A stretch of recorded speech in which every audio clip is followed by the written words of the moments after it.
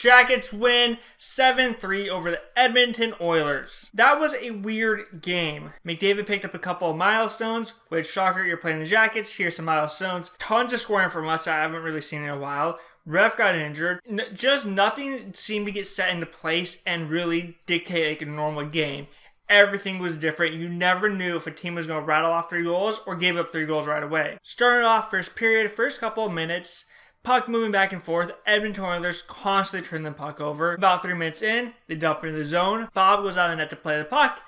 And rather than leave the puck right there for Nudie, who's standing right next to him, he tries to set it around the board to Murray. Connor McDavid uses his speed, gets down to the board, stops it, and sends it out front to Ryan Nugent-Hopkins. Bob tries to get back in the net, but Ryan Nugent-Hopkins takes it and pins the empty net.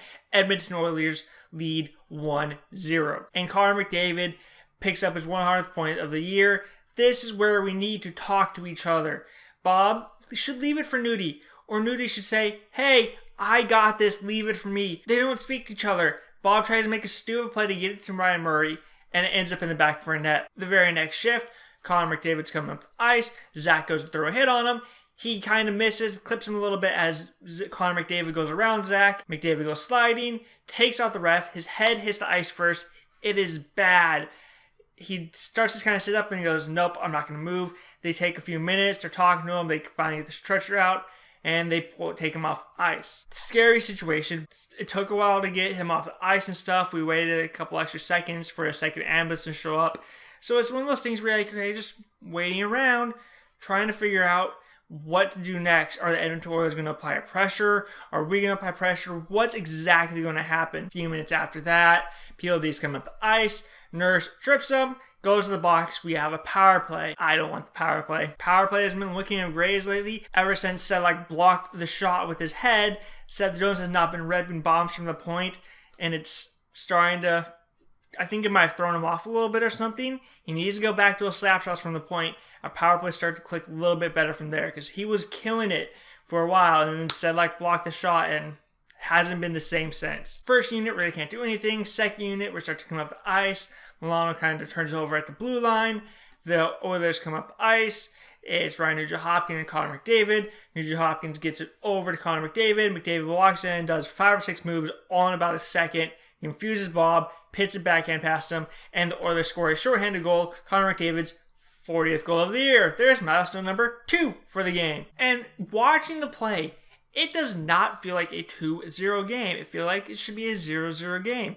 But much like the St. Louis game, they put 2 past us that they probably shouldn't have. And now we have to work with this deficit and try and figure out a way to get back in this game. We couldn't do it in the St. Louis game. We got to figure out a way to do it in this one. About halfway through the period, Oilers get a power play. The Edmonton Oilers coming up the ice. We're doing a good job killing off, so they have to keep entering our zone. They enter the zone. They dump it in. They're moving the puck around a little bit. They get to Draisaitl on the corner. He backhands past to Drake Caggiula. He's standing in front of Bob. Nobody challenges him. Nobody's even around him. He throws it in, and the Edmonton Oilers lead 3-0. Halfway through the first period, it is not looking good. Whenever we get down on Talbot, we're trying to be too fancy, make the extra pass to get the beautiful goal, try and do something, try and highlight ourselves because we're playing Connor McDavid and everybody's watching the Connor McDavid game, and we're trying to be like, oh, look at, we're good as him, when we should just stop that, pit pucks on net. Perfect example of this is Thomas Vanek has the puck, enters the zone on a 2-on-1 with Seth Jones. What he should do here is take the shot. What does he do? He pits a horrible pass over to Seth Jones. It's behind him. There's no way he can catch this pass. It bounces out and out of the zone it goes. That pass made no sense. I think what we did is use that moment as a rallying point. Like, look, we played like crap the first 10 minutes. There's this beautiful opportunity, a 2-on-1 against the Edmonton Oilers. All we have to do, shoot the puck. We'll figure out what to do from there. And we don't do it. Let's refocus here. First 10 minutes, gone. We're down 3-0. Who cares? We'll battle back in this one. Just put everything on net. And that's what we did. Had a great 50. Horrible first 10.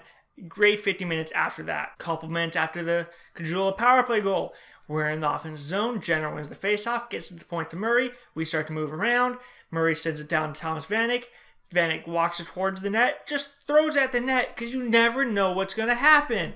It bounces off Cam Talbot. Nudie had pinched down, and Ryan Nugent-Hopkins knows this, tries to move him out of the way. It bounces off Nugent-Hopkins and into the back of Oilers' net, and Jackets score. Vanek's 22nd of the year. That's what we have to do. Just throw the puck in the net. You never know what's going to happen. Next shift, we're in the offensive zone, moving the puck around. Panarin gets it. He gets it over to Axon. Axon takes a shot. It kind of gets deflected, misses a little bit, goes to the corner. PLD goes over, gets it, sends it to the point to Zach Werenski. Zach Werenski puts the puck on the net. Talbot makes a save. There's a rebound. Everybody forgot about Panarin. Don't do that. Panarin gets it, throws it in the back of the net, and the Jackets are now within one off Panarin's 26th goal of the year. Once again, put the puck on net. Never know what's going to happen. So the Oilers, there's a reason they're at the bottom of the league this year. They're not the greatest defensively. You got to hit the puck on the net and you can win this game. About 3 minutes left in the period. Once again, we're in the Oilers zone in the corner, battling, trying to win battles and get back into this game. Wimber gets the puck to the point to David Savard. Savard takes the shot. It gets blocked. People move out of the way. Savard gets it back. Throws another puck at the net. Vanek standing right there in front. Tips it by Cam Talbot. His second goal of the game. 23rd of the year. And the Jackets have tied it up. 6 goals in the first period. Generally doesn't happen. They scored 3 in their first 10 minutes. You scored 3 in the last 10 minutes. Great. Even up the first period. Done. Now we have to go out there and battle in the second period and continue to apply pressure. So we head to the second intermission, tied 3-3. Start the second period. Applying a bunch of pressure. It's the Winberg-Vanek Jenner line. They are the people that are going to go out there and work the other team down into the ice. Just wear them down. Make them battle and defend and do stuff they don't want to do. They want to be playing offense. And when they're out there, they're in the offensive zone, protecting the puck, giving to each other, taking the hit, doing whatever it takes. Moving the puck around, get it over to Vanek. Vanek tries to take the shot. It kind of is bobbling on him a little bit. So he tries to get it back to Jenner. It hits a couple of Oiler defenders. It's in the air, heading towards Talbot, but it's clearly going to go wide. Jenner's sliding by and goes boop, out of the air. Clear, it was under the bar, no question about that. And the Jackets lead off of Jenner's 12th goal of the year. Now it is 4-3, and that's another great shift. We get in the offensive zone, play below the line, apply pressure. Connor McDavid can't score on us if he's in his own zone. Bob doesn't have to make the crazy save if we're in the Oilers zone. That's what we got to keep doing, and that's what we did. About 5 minutes left in the period. We are on the power play, moving the puck around. Not doing really too much of it, coming near the end of it. Get over to Axon. He has a wide open net. He goes to put it in, and he misses. Just one of those things where you don't get the shot off the way you want. That's fine. It happens every once in a while. That seemed to have happened to us a lot this year. So, we just got to keep at it. Keep hitting the puck on the net. We might score a power play goal here. The Oilers' home penalty kill, not the greatest. Our power play, really bad. So, one of these two is going to eventually work. As the power play ends, PLD gets the puck in the corner, throws it out front to Cam Axon, and much like the Drake Caggiula goal, nobody around him, nobody challenging him. Axon just waits, and then throws the puck past Talbot, and the Jackets extend the lead 5-3 off Axon's 20th goal. For the 5th year in a row, Axon has hit 20 goals in the year. It hasn't been the greatest year for him, but he's hit 20. That's okay, I'm fine with that. And the Oilers decide to pull Cam Talbot.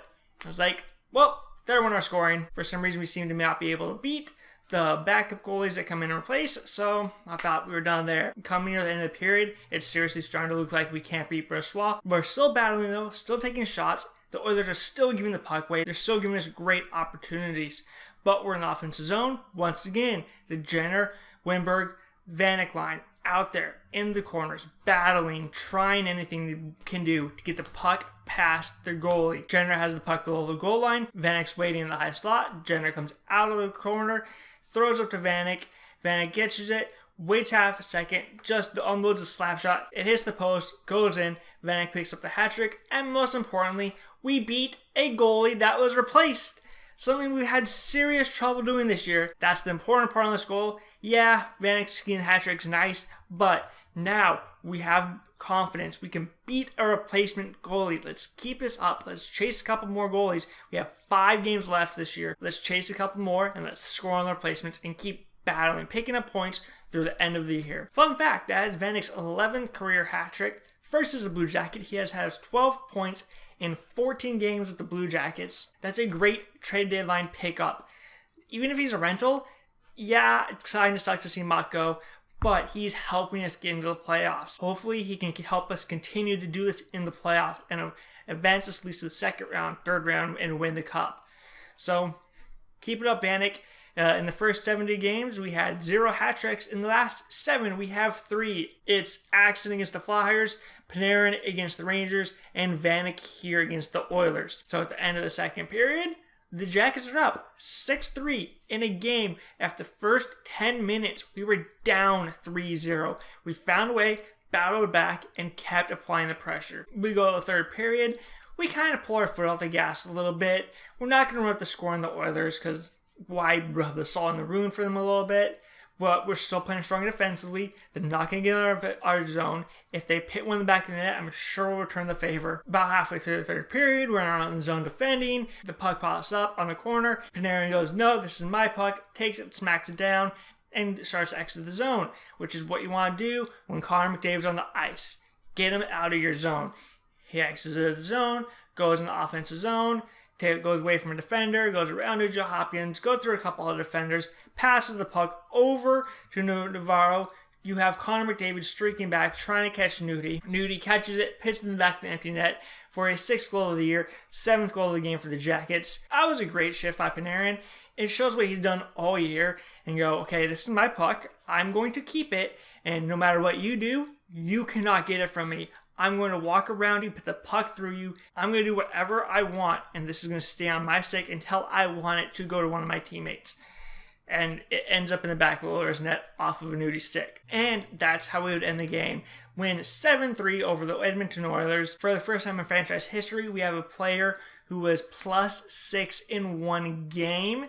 That was Alexander Wimberg. And he was always out there with Jenner and Vanek. And they were out there all night going crazy. And Wimberg was just, I'm going to stay in the smart defensive spot when you guys try something. If it fails, I'm here as the defense to block it down so the Edmonton Oilers can't work their way back into this game. So until next time we play the Calgary Flames, click like and subscribe, all that fun stuff. And until then, I'll see you later.